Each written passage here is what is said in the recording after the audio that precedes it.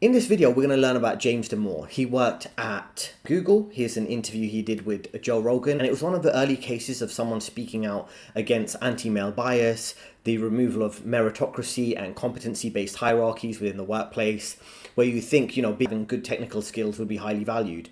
And this is something he's quite critical of when he produced an internal memo.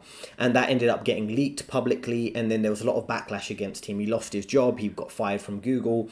Now, the blowback from this has been very intriguing as an outsider looking at it. When I first heard about it, I thought, well, this mean, angry man must have written some things saying that women suck at tech or they suck at this. And, people were reacting to this blatant misogynistic scribe that I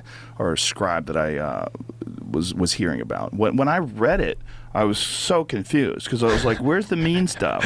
Where is this? And you also think the other thing that was really confusing was that some people were reprinting it without citations. Right. Did that freak you out when you were being misrepresented? Yeah, especially when people would say, oh, it was so unscientific because it didn't have citations. Right. And that was their entire argument. Who printed it without citations? Because some major publications republished it.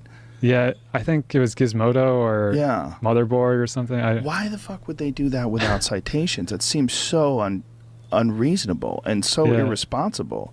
I think a lot of these companies just have a certain narrative that they're trying to push. And so like even I've tried to talk to a lot of these reporters, and I'll give hour-long interviews with some of them, and at the end they'll just write the same sort of article of like, oh yeah, he's just a misogynist. Yeah. And so I think even if I can convince the individual journalist, they are under pressure by their boss to write a certain type of article.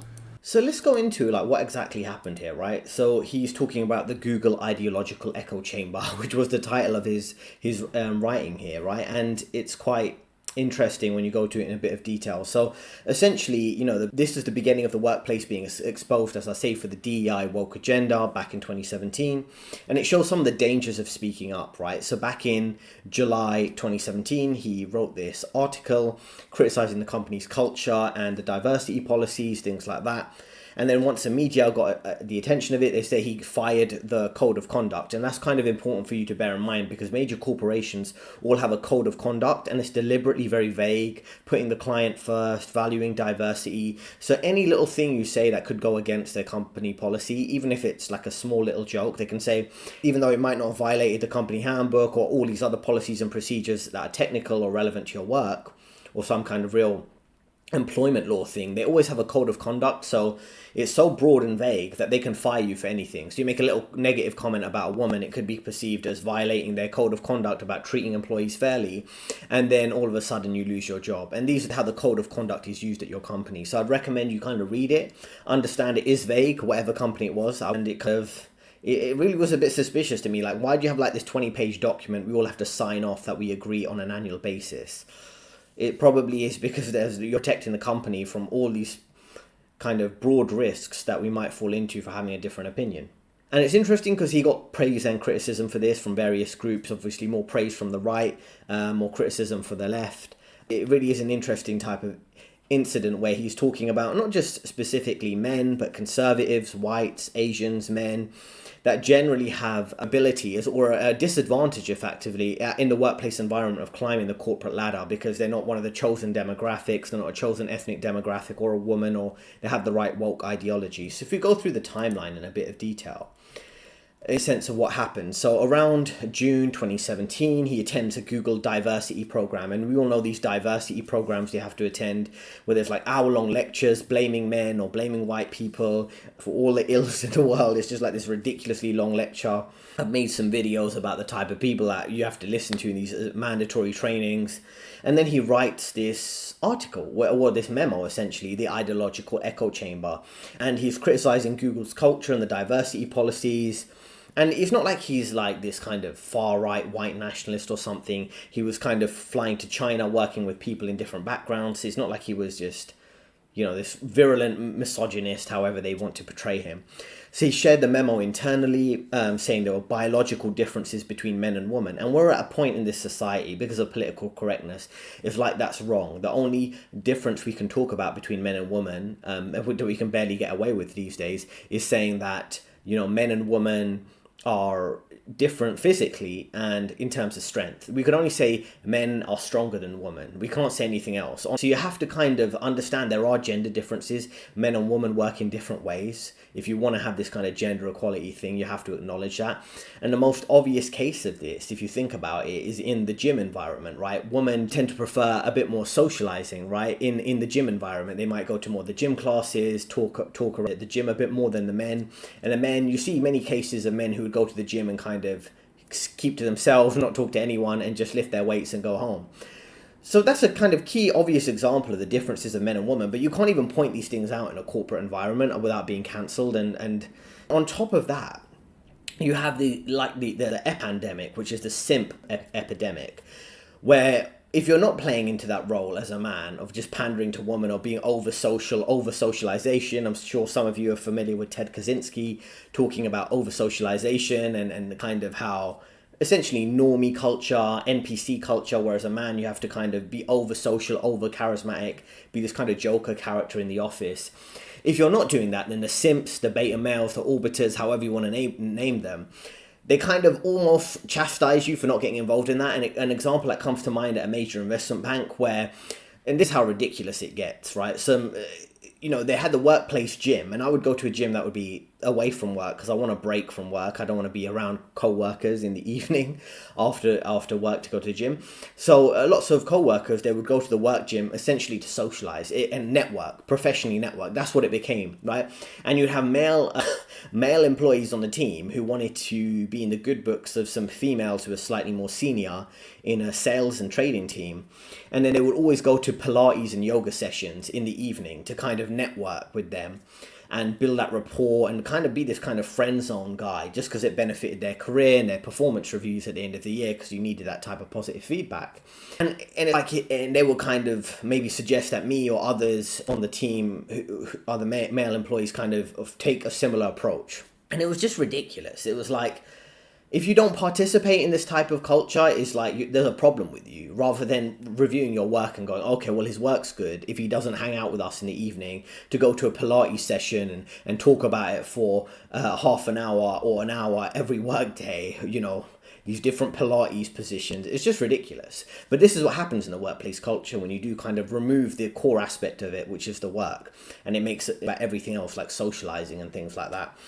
So back to this example, right? So he shared the memo. He explains the gender differences between men and women and how to adapt it to stop this type of anti-male bias, stop this reverse discrimination, is just essentially having targets to hire and promote women compared to men in the benefit of essentially having gender equality, right? So the memo gets leaked to Gizmodo, other tech publications, criticizing him, calling him a misogynist, crazy guy.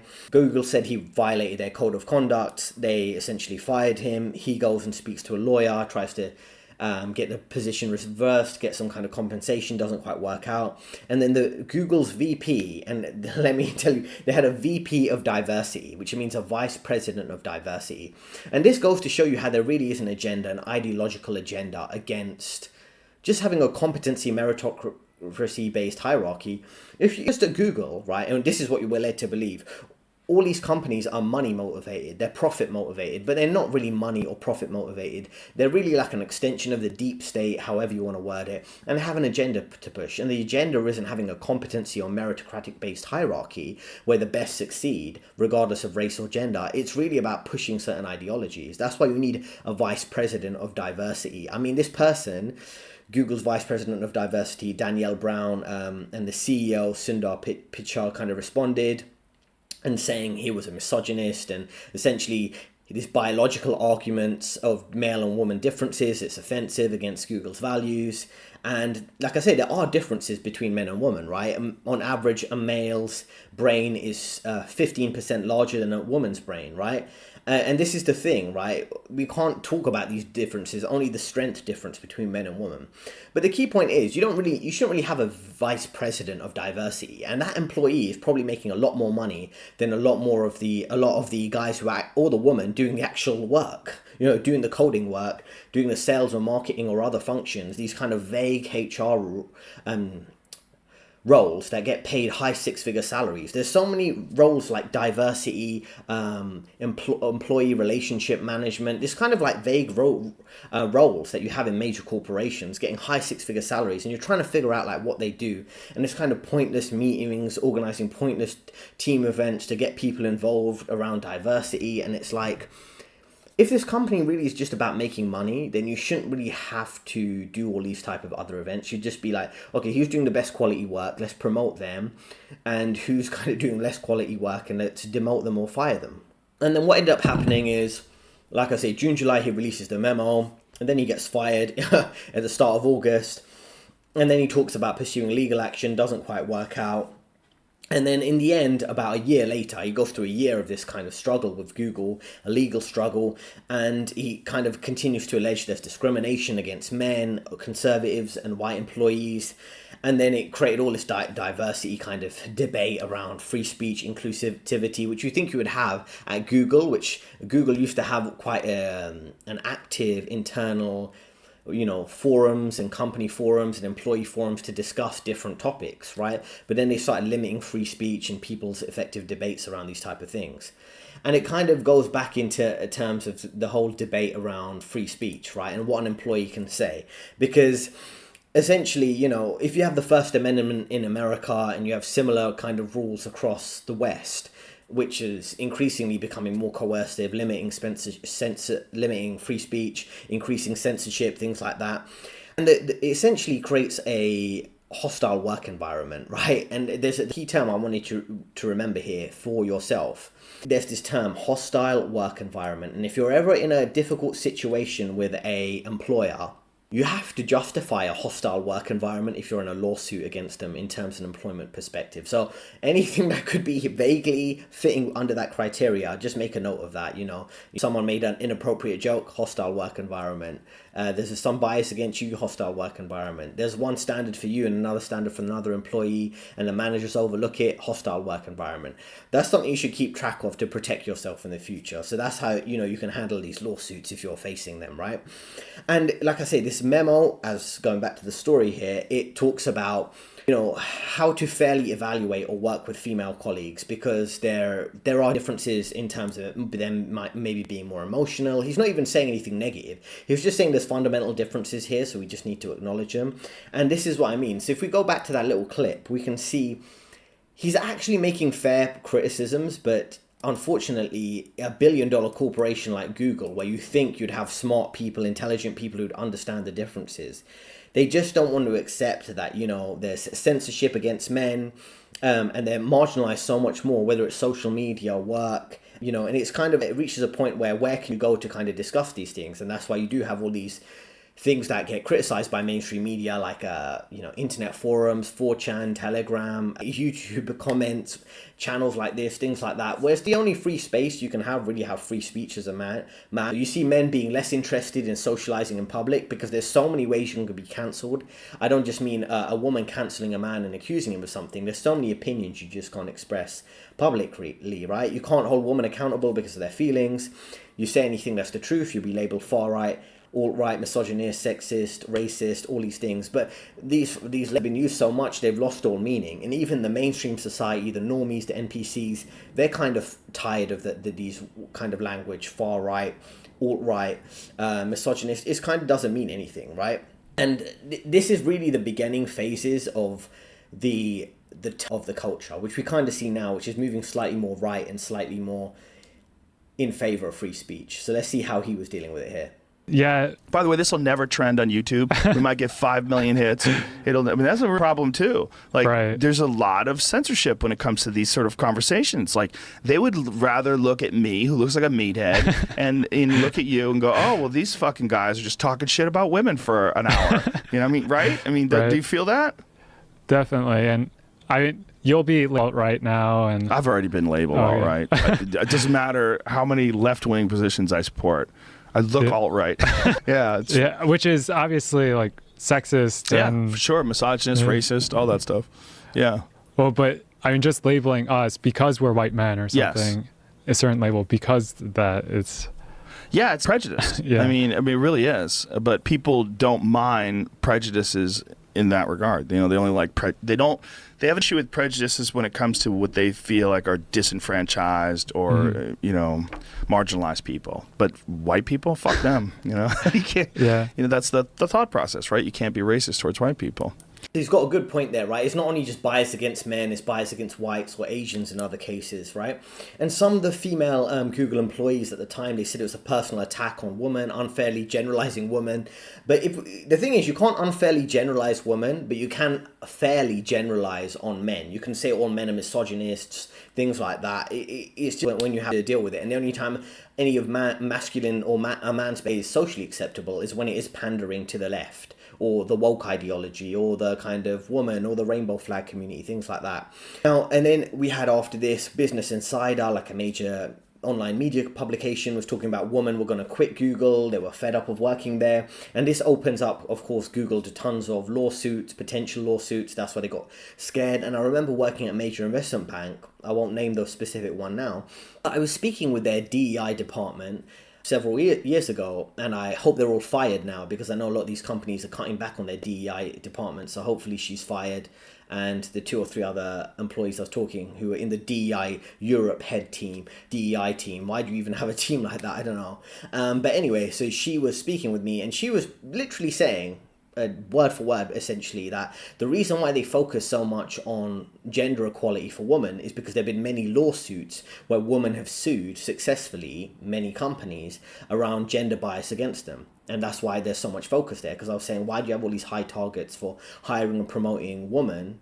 And this primarily benefits white women. And then when it's convenient to actually do the work, you outsource a lot of the work to India, where Indian men essentially do the work for a third of the salary, but they're not the receiving end of the benefit, out the receiving end of the benefit of this, working in the West. It's kind of this never-ending bias. So they're essentially saying there's higher risks. And this is the thing with cancel culture. You see recent cases with Conor McGregor, many other men getting accused of one thing or the other, where it's just like, if a woman, and particularly white woman, but women in general, if they kind of play the victim, it's game over. It's like white woman tears. It's game over. Oh no, okay, cool. They're upset. They could completely destroy a corporation, completely destroy a man's life.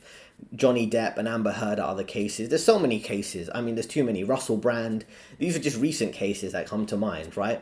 It's like, you know, this is how can billion-dollar or trillion-dollar, however big they are now, corporation kind of be scared of them?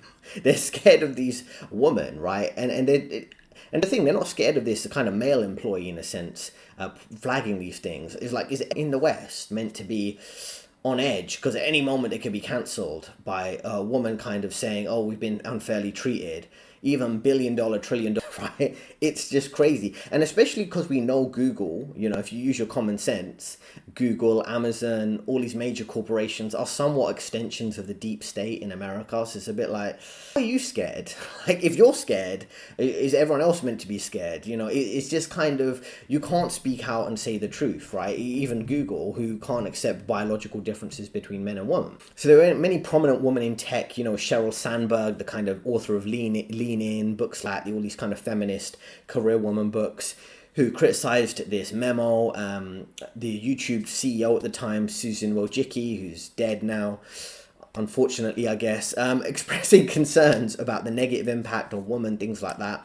And the thing is, you have all these feminist icons or career woman icons, and some of the famous names there, if you know the kind of scene, is Sheryl Sandberg and Susan Wojcicki, who spoke out against this. And I thought, hold on, where are the men to kind of champion this type of, the opposite of that? Like, we have all these career woman icons. You don't really have these kind of men who are kind of championing men's rights. you might have men who have been successful, like a Warren Buffett, but they're not really making it a gender thing. It's really the woman making it a gender thing, and they're fully funded by, NGOs, Soros, things like that. But you don't really have the same for men. And the only thing you have, which we've seen kind of really come to fruition in the last few months, I would say, with, kind of a coalition between, say, Trump, Elon Musk, Joe Rogan, Vivek Ramaswamy, people like that. They've kind of formed a bit of a coalition. Like, they don't explicitly say we're here for men's rights, but they're kind of a representation of that. And for many, you didn't have that. So this is a guy who's kind of striking out and saying the truth in a time when it's very difficult to do that, right? So now we're going to move on to talk about the gender pay gap. Is gender pay disparity, is this involving similar jobs? Yeah, so they claim that it's the same job, although at least when Google was doing their own internal analysis, which they've been doing for years, they show that there's no disparity once you control for performance. And so it's really unclear. But you control for performance. Performance tends to favor males? Maybe, if that's what they're showing, that there is some sort of gender disparity if you just look at aggregate. Look at this. 1 in 100 million chance alleged gender pay gap at Google is random, says class action lawyer. Oh, Jesus. Class action lawyer says that in the articles written by a chick. Fake news! Fake news! You're not going to get me, you fucks. I mean, one thing is, I don't think that they really have Google's internal data, so there's no way for them to say whether or not it's based on performance. Look what they're saying here. Notices seeking women currently or formerly employed at Google for possible inclusion in a planned class action lawsuit. First of all, people hear that and they're like, we're going to get paid. We're going to Sizzler, right?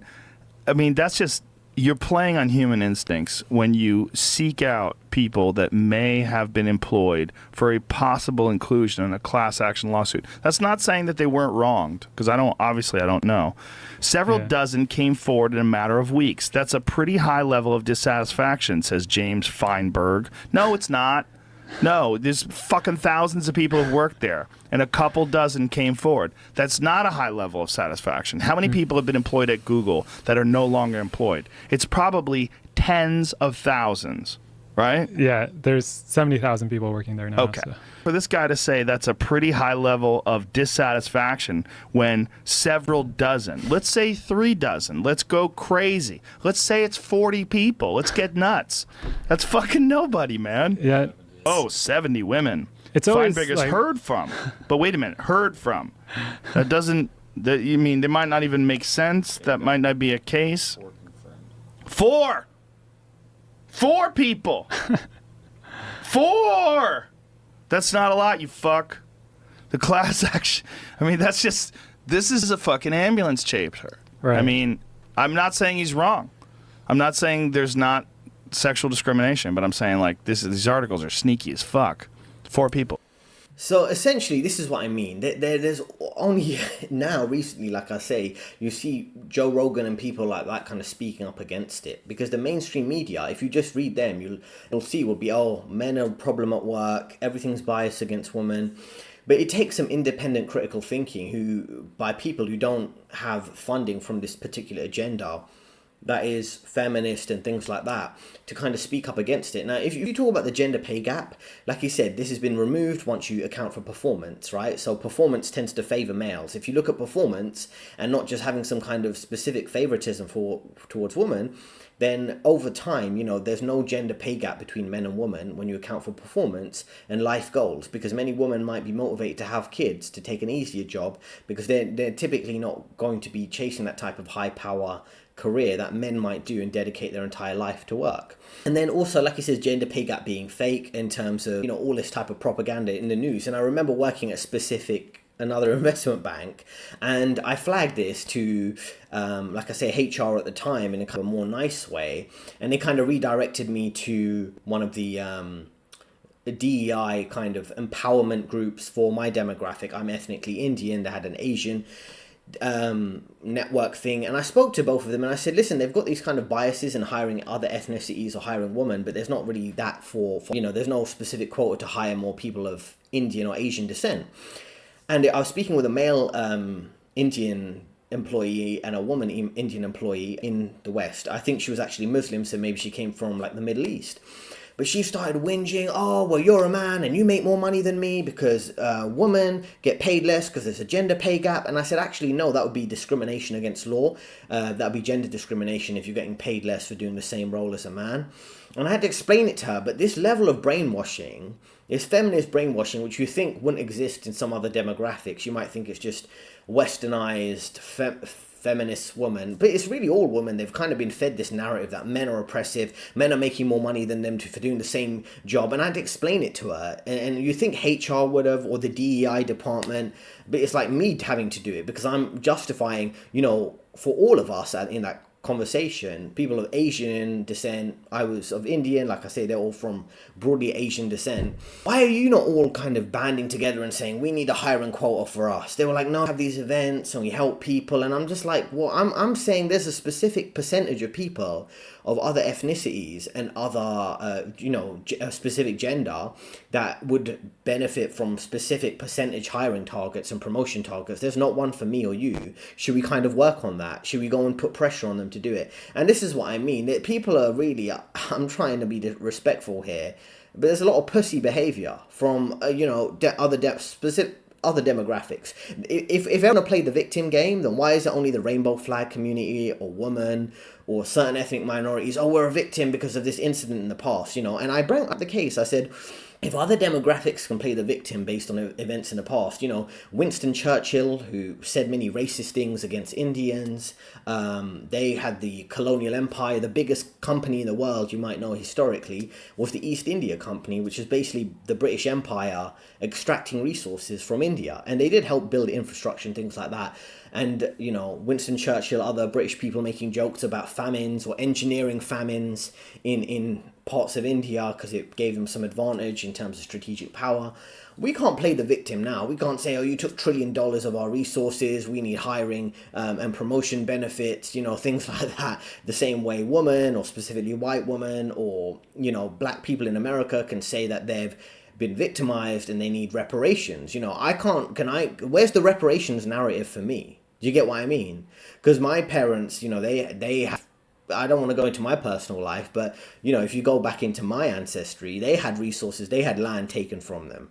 But I can't go and play the victim, and go like, oh, we need at least 30% of promotions to be people of Asian or Indian descent. Do you get what I mean? It's very selective based on what the system wants to push. The system finds it convenient at certain times, like during 2020, to push the kind of race-based rhetoric.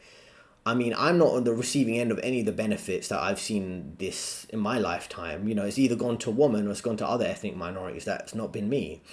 And I was trying to point that out to them, but people really don't get it. And, it's just ridiculous because it's like if you're a man with logical, critical thinking skills, you get kind of marginalized like this guy is when he kind of had his career ruined, right? And the thing is, you can get any study or poll, survey to say whatever you want it to say, right? You can say that women are oppressed based on a particular study. It's like there's a lot of questions around all these experts that have all these opinions, and we see how like gender studies and all these things have been debunked, right? So it's really makes you think there's many variables, right, in terms of why a woman might be getting paid less than men, and we can't just say it's all due to misogyny or something like that. Here's the document itself. Now you can go ahead and go on Google and just search for it and it'll come up. It's completely publicly available. It goes through, everything he says here. It's nothing too controversial. And the kind of summary here is essentially, Google essentially has a political bias. It creates silencing and censorship of employees. And they say some ideas are too sacred to discuss or question. And it creates this type of like cult, right? And there's the cult of any corporation, not just Google, where, the discrimination leads to kind of unfair, divisive practices and a lack of representation for some employees. And it's essentially bad for business. It's not good for their profit to say that, oh, we need to have gender equality for the sake of it when it makes processes more inefficient. And what's interesting here is this kind of table that he puts together, and this is his document itself, which is meant to be super controversial and offensive, and it actually isn't. So it talks about the differences between the left and the right, or more Google's left-leaning bias, which tends to favor kind of woman, and then the right bias, which tends to favor men. And this is the thing, right? So we just think about, men and women are different. That's why men and women typically have complementary relationships, and they have a split of their gender roles, essentially, and what they do to have a healthy long-term relationship and family. And the more left-leaning bias is what major corporations favor now, right? Compassion for the weak, disparities are due to injustices, humans are inherently cooperative, change is good, instability in that sense, being open and idealistic, which is kind of, I won't say all women have these, but, women's typically, being more nurturing, focused on kind of treating people equally in a sense, when you think about kids, when you think about just kind of being more kind of community driven, where right bias, or maybe right wing more bias, is typically how men think, respect for the strong, authority, thinking about differences between people are natural and just. You don't have to say everything's due to an injustice. Humans are competitive, men are typically more competitive. Change is dangerous in the sense that, being unstable and chaotic is not a good thing. Being quite closed-minded and driven and kind of narrow vision, which is typically how men think, and being more pragmatic than idealistic, right? Being more realistic. So this is what I mean, the whole left-right bias. You see it in the recent election in America, in other countries where men vote right-wing and women vote left. And it's not about hating one or the other. It's understanding when you don't create this gender war, this culture war, you typically have a link between the two, and you have maybe socialism mixed with a bit of nationalism, and I'll leave that one there. So when you mix the two, you have a healthy country, right? You have, okay, we're going to have a compassion for the weak and helping people of different genders or races or a different parts of the social hierarchy. But we also have a bias in favor of the strong, that we give people a fair and equal chance to succeed in society or at a company. And then the best rise to the top, and the people who are less effective, they might be getting paid less, or they might have to go and work at another company because they're not good enough to work at Google. But they don't have this type of thing. They've made it an ideological bias which favors the left over the right, and effectively favors women over men in many cases, and liberals over conservatives. And this corporate philosophy kind of is biased against men. It's kind of obvious to see once you think about it that way. Then he talks about personality differences, right? How women are more creative. These are general statements, right? They're more creative, more focused on their feelings. Men are more focused on coding and technical work. And it's similar to sales and trading and finance, right? There were many women who are quite successful at sales skills because they have more people skills. They like talking to people, being friendly with them, taking interest in people's kind of personal lives or the client's personal lives in a good way, not in like an inappropriate way, but like that kind of caring and nurturing side of a woman is naturally good at sales, right? I'm not saying men can't do sales, but men might be more strong and hard-headed when it comes to sales, a bit more aggressive. But those kind of female natural skills work well there, whereas men who are good, more typically are good at technical skills, they're good at trading. So these guys typically do well in trading, and you do see that bit of gender difference. There are some women and men on both sides, of course, but lots of women in sales, lots of men in trading. And this is what I mean. You're not going to have these companies go, oh, we need more men in trading, more men in sales because there's too many women. I remember working at some investment banks, and there were like entire teams of women in sales. And I thought, why is there like no men here? It was a bit weird. Because you wouldn't have like all men teams. They would typically try to push at least a couple of women into their trading teams.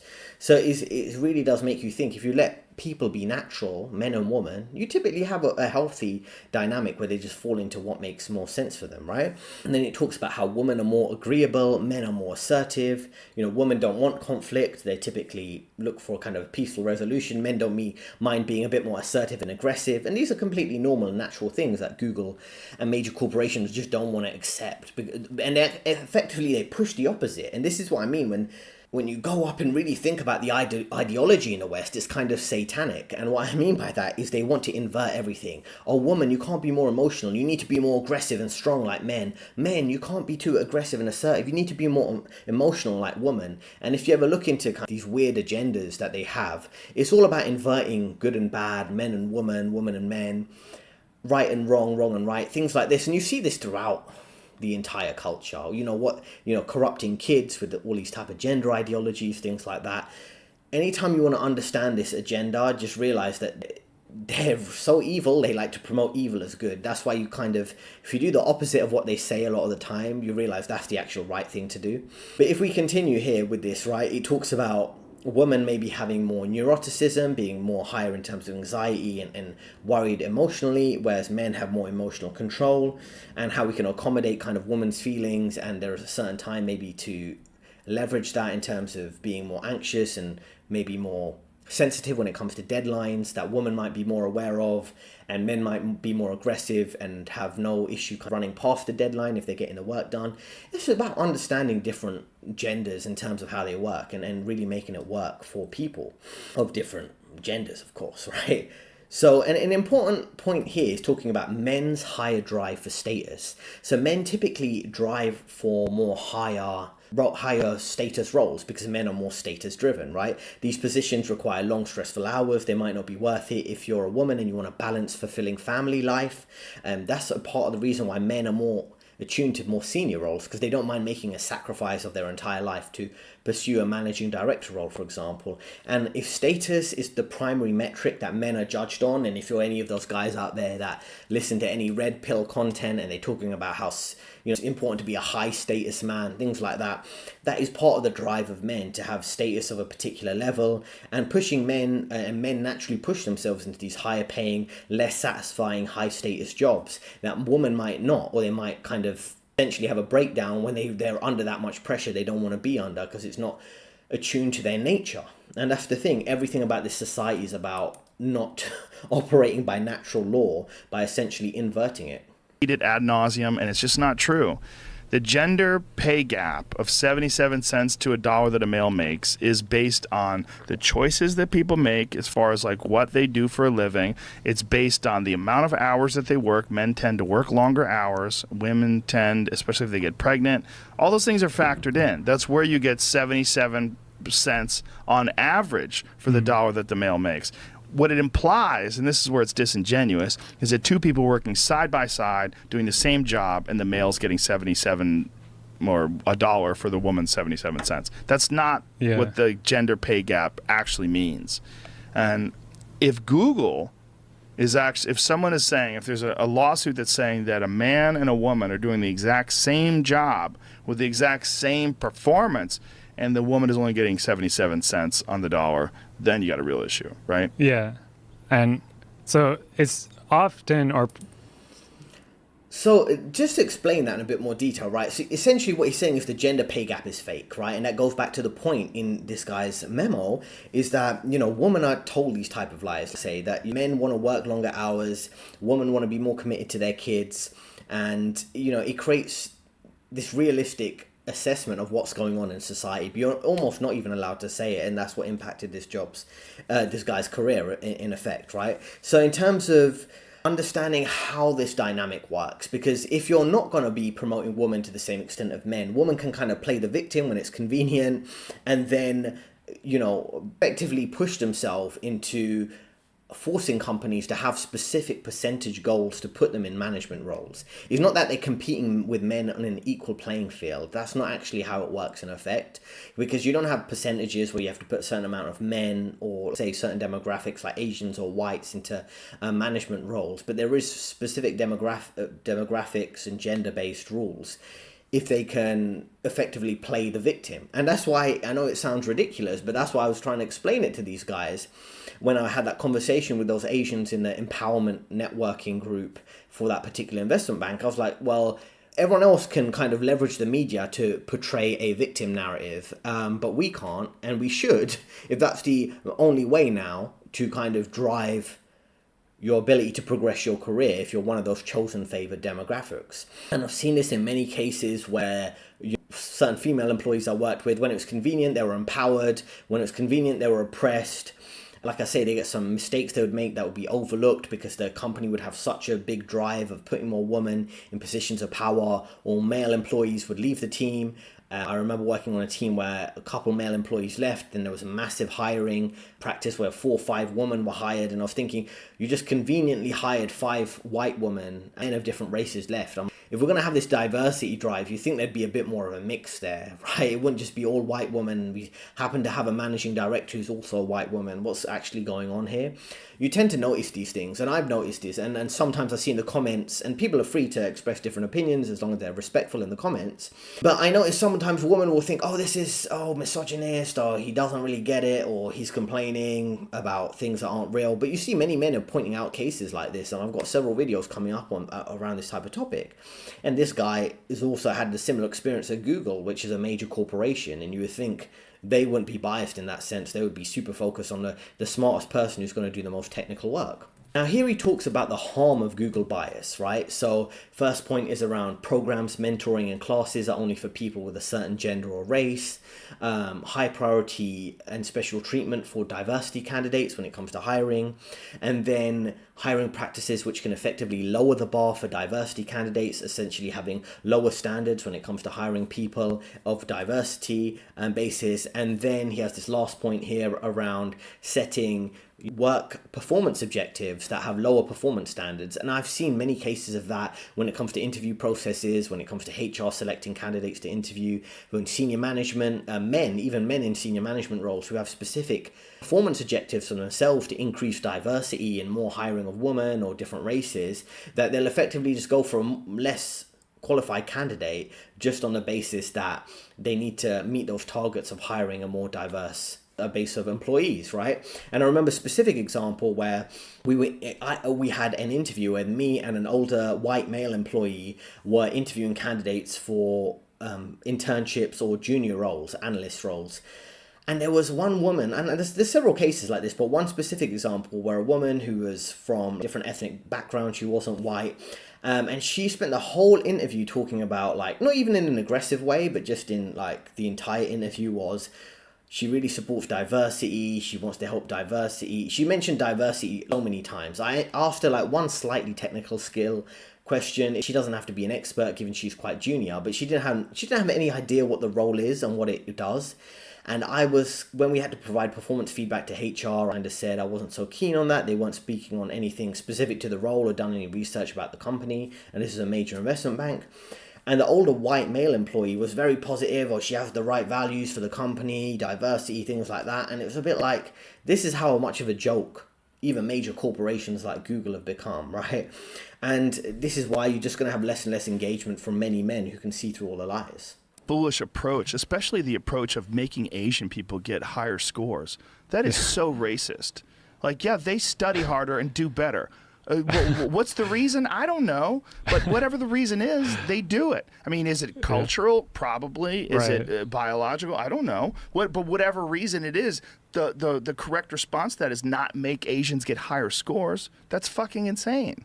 Yeah, that's super racist. You know? I mean, how racist is that? That's crazy. Why are they? I mean, and they're a minority, which is even weirder. But it's somehow or another that one is like, we let that one slide. Because we know they don't complain and they kick ass and they go and study hard. So for some reason, we like let that one slip. Yeah, and a lot of this has some really nefarious history where the beginnings of just, we used to just have tests and then that would be how you got into Harvard, for example. And whoever has the highest score would get in. But then they saw, oh, there's too many Jewish people getting in. And so they started adding all this, oh, let's look at your extracurriculars and let's make it more subjective on who we get in. And that way they could discriminate against Jewish people, really. So that's how it started? This was early 1900s. Whoa. Wow. Well, yeah, there's another one. There's a disproportionate amount of European Jews that are Nobel Prize winners. Right. Why? Well, they're fucking smart. What does it mean? Does that mean that we're prejudiced against Irish people? No. What does it mean? Well, whatever it means, the end result is what's significant. We're not stopping other people from taking these tests, right? Mm-hmm. If you get a disproportionate amount of European Jews, there should be some sort of study, and there has been, but there should be some sort of studies as to what is it culturally? Mm-hmm. What is the significance? Like, what has happened in the past that led this one group of people to be extraordinarily successful in one area? Well, that's what we should study. We shouldn't try to keep Jewish people out. That's fucking insane. And there's discrimination against Asians in many cases, like he says, higher scores when it comes to certain schools, colleges, universities, where they want to have other demographics because Asians are considered the quote-unquote model minority, and they study hard and get good grades, but maybe they're too focused on meritocracy and competency. They're not focused enough on social justice and this type of woke ideology, and that's why they kind of get discriminated against. They kind of get thrown out the conversation when it comes to diversity, particularly Asian men. And I've noticed this at work, right, where I'll be working hard, I want to do good quality work, sometimes I finish work early, and this is when I was more naive about the workplace. I just ask my manager, okay, is there anything else I can learn or do to kind of help, and there wouldn't be extra work, right, or sometimes I do extra work, but I realize that doesn't pay off. It's really about, and I mentioned in other videos, playing the office politics game, but it's also about being one of the chosen demographics, and if you're not, it kind of doesn't make sense to overextend yourself in a lot of these roles. So he comes to the end of this particular document about Google's work culture, and he talks about suggestions, right? He talks about how diversity can be demoralizing, people seeing any ethnic minority or woman as victims and everyone has to support them, and other demographics don't get this special treatment, alienating conservatives. I remember so many instances where you'd have these crazy liberals on the trading floor of major investment banks, talking about beheading Donald Trump, kind of crazy people,